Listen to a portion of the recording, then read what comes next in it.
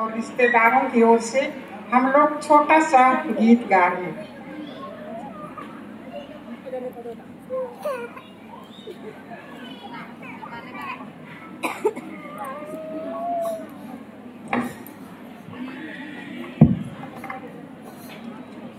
चलिए आप लोग शुरू कीजिए।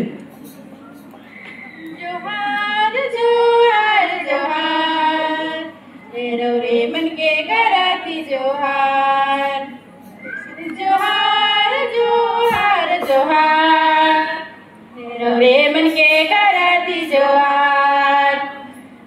बड़े दूर से आए गिले मेहमान हमर माझे बड़े दूर से आए गिले मेहमान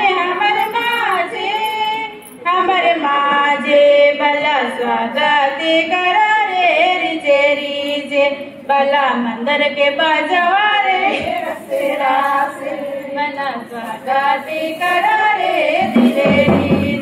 भला मंदिर के बजवा रे रसेरा से जोहार जोहार जोहार रे मन के कराती जोहार जोहार जोहार जोहार रे मन के कराती जोहार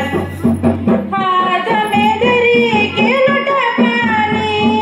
संगे संगे हरियर बड़ोरे हाथ में धरी के लोटा पानी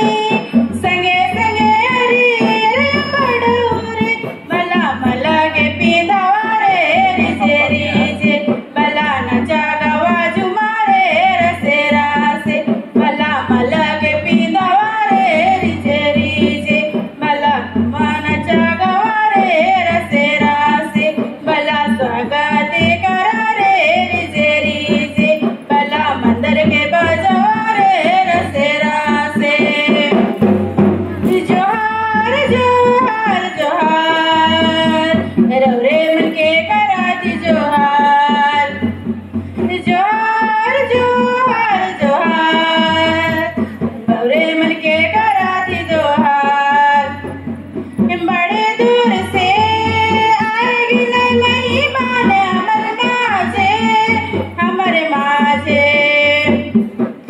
बड़ी दूर से आए गिले मेहमान हमर माझे भला स्वागत करा रे रिजे भला मंदिर के बजवा रे रसेरा से भला स्वागत करा रे रिजे भला मंदिर के बजवा